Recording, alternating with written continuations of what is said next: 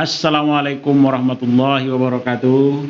Alhamdulillah wassalatu wassalamu ala asyrafil anbiya'i wal mursalin wa ala alihi washabihi ajma'in amma ba'du.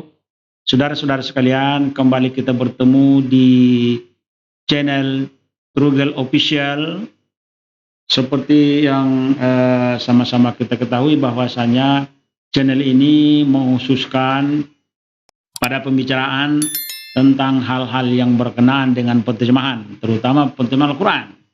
Oke, pada kesempatan ini juga seperti yang sudah-sudah bahwa kita juga tetap masih membicarakan tentang penterjemahan ayat Al-Quran di surah Ar-Ra'd ayat 11. Ayat ini yang terdapat pada surah Ar-Ra'd ini kelihatannya memang sangat sangat populer di kalangan umat Islam.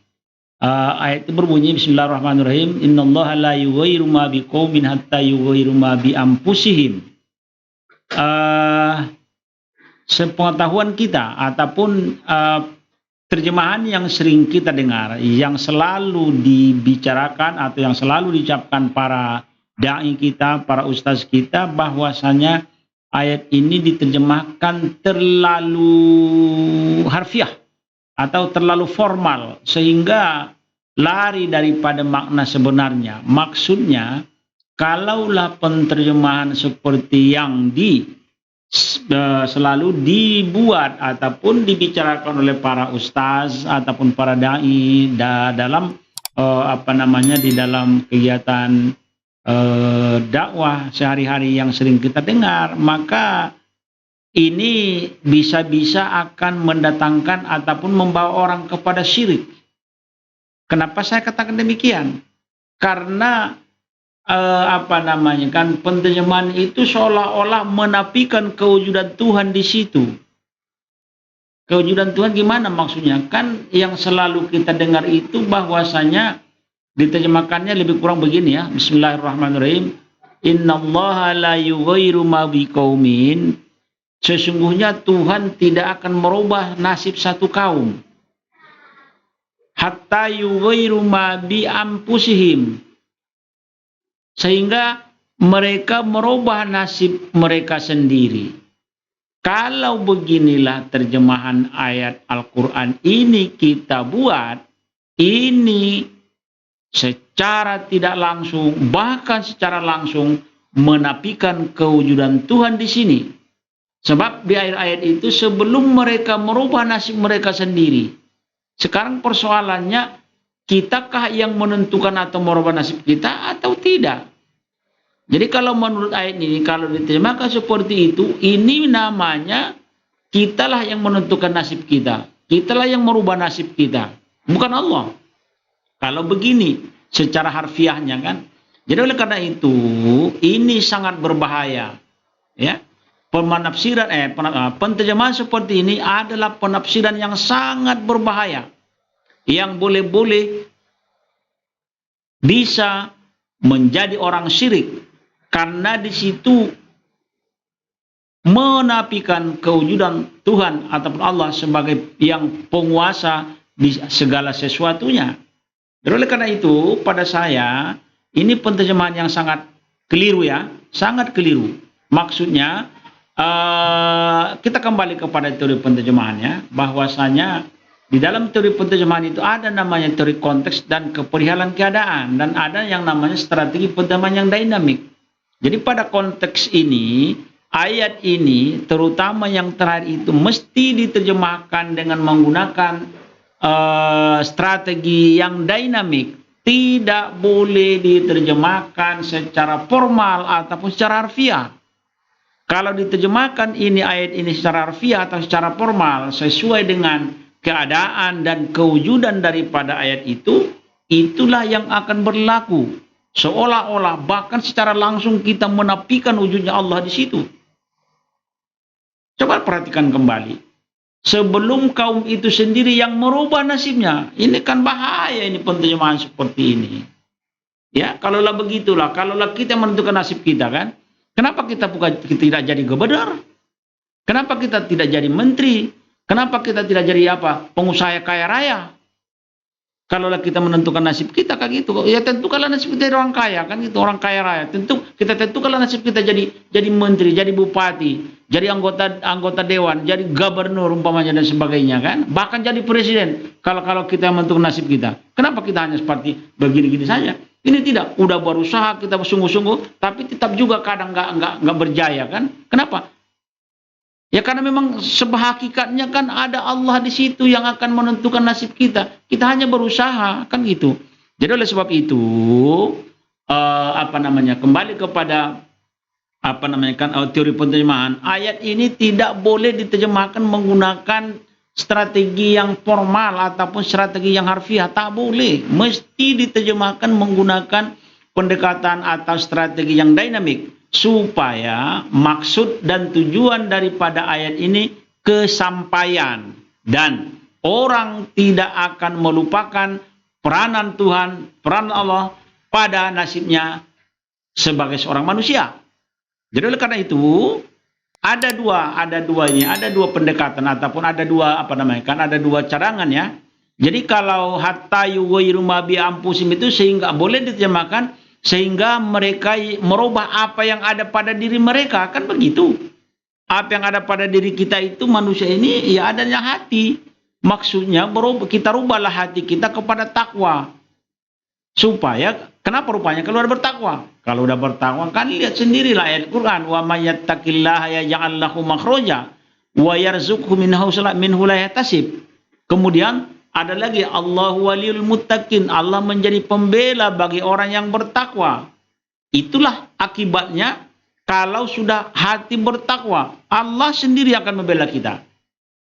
Nah, jadi boleh diterjemahkan seperti itu. Tetapi saya lebih kalau boleh dikatakan saya lebih menerjemahkannya lagi lebih radikal lagi. Maksudnya radikal bukan radikal yang selalu dilakopkan kepada pengganas ya, bukan itu maksudnya. Radikal itu maksudnya kan saya menerjemahkan begini. Sesungguhnya Allah tidak akan merubah nasib satu kaum sebelum kaum itu bertakwa. Itu terjemahannya kalau menurut saya yang tepatnya. Jadi hatta yughayyiru ma biqaumin itu, hatta yughayyiru ma bi anfusihim itu saya terjemahkan sampai mereka menjadi orang bertakwa.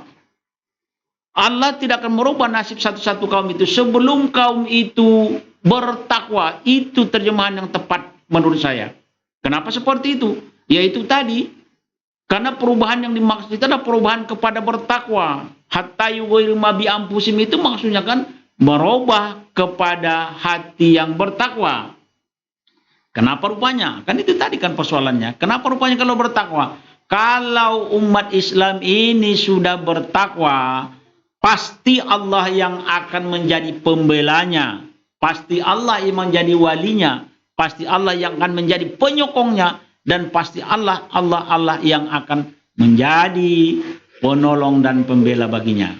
Oke, tak percaya? Kafir. Kenapa kafir? Itu kan ayat Quran. Wa may yattaqillah, surah Al-Seribu Dinar ya, kalau nggak salah ya. Wa may yattaqillah yaj'al lahu makhraja wa yarzuqhu minhu la yahtasib. Siapa-siapa yang bertakwa, yaj'al lahu makhraja, Allah akan memberikan kepadanya satu jalan keluar. Maksudnya satu pertolongan.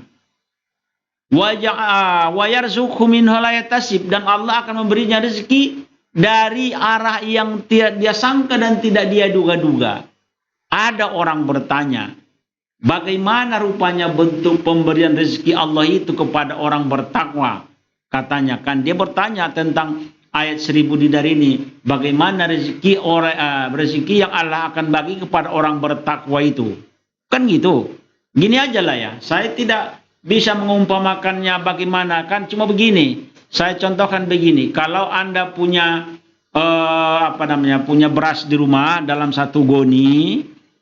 Sekarang biasanya kan beras itu kan diikat, kepalanya kan disimpul begini. Sekarang gini kan, coba kita tunggingkan dulu goni itu, kita gantung yang sebelah pantatnya itu ke atas. Setelah kita gantung, kemudian kita buka ikatan goni itu. Bagaimana tercurahnya beras dari goni itu? Kira-kira begitulah rezeki yang Allah akan bagi kepada orang bertakwa itu, sesuai dengan ayat 1000 dinar tersebut. Nah, jadi itu Itulah nasibnya orang bertakwa. Kalau memang sudah bertakwa, rezeki akan Allah bagi dari sumber yang dia tidak sangka dan tidak dia duga. Bagaimana pemberian Allah itu? Ya seperti seperti beras yang kita tumpahkan, kita gantung pantat goninya itu, kalau dia digoni kan, kemudian kepalanya ke bawah, kita buka. Bagaimana tercurahnya goni itu atau jatuhnya beras itu dari goni, begitulah rezeki yang akan Allah bagi itu kepada orang bertakwa. Jadi kembali kepada itu tadi ya, bahwasanya saya rasa perlu kita rubah ya, terutama kepada para ustaz kita atau para dai kita atau pada teman-teman yang mengkhususkan diri di bidang dakwah. Kita rubahlah penterjemahan ini ya. Kita rubahlah. Jangan lagi kita terjemahkan sesungguhnya Allah tidak akan merubah nasib kamu sebelum kamu sendiri merubah nasibnya. Ini mendatangkan kepada kesyirikan. Seolah-olah di situ menafikan kewujudan Allah sebagai pemberi rezeki atau sebagai yang sangat berkuasa terhadap manusia gitu. Jadi ini menurut saya terjemahan yang paling sesuai. Oke, tapi walau bagaimanapun, kalau umpamanya ada yang kurang yang kurang jelas, kita boleh berbincangkan dalam hal ini sehingga penterjemahan Al-Qur'an itu hari demi hari dapat kita lebih sempurnakan. Jadi memang kalau kita lihatkan terjemahan Al-Qur'an sekarang itu banyak yang perlu kita terjemah, sebab perkembangan zaman juga memungkinkan dan mengharuskan kepada perlunya terjemahan Al-Quran ke dalam bahasa itu yang sudah ada itu diterjemah, karena Al-Quran itu adalah kitab sepanjang zaman. Tentu dia akan mengikuti bagaimana tren dan perkembangan zaman di zamannya. Jadi itulah sebabnya dan itulah yang menyebabkan bahwasanya yang membolehkan kita katakan bahwa Al-Quran itu adalah kitab sepanjang zaman. Gitu. Oleh sebab itu, pada hemat saya, terjemahan itu perlu kita rubah supaya tidak menjadi atau tidak kita memberikan atau membawa atau menggiring opini masyarakat Islam kepada kesyirikan. Sebab kalau dengan seperti itu, pasti itu menafikan kewujudan Allah di situ. Kalau memang seperti itu kita jangan. Sebab hanya kita sendiri hanya kita sendirilah yang menentukan nasib kita kalau begitu terjemahannya. Padahal tidak. Tidak, kita hanya berusaha. Pada akhirnya Allah juga yang menentukan. Kan gitu. Jadi oleh karena itu pada hemat saya itulah terjemahan yang paling sesuai. Demikian saudara-saudara sekalian, tonton video ini sampai habis supaya jangan gagal paham. Kemudian jangan lupa komen, share, and subscribe demi kelanjutan dan kesinambungan daripada video-video kita yang selanjutnya. Demikian saja dan jangan lupa komen, like, share, and subscribe. Billahi hidayah taufik. Wassalamualaikum warahmatullahi wabarakatuh.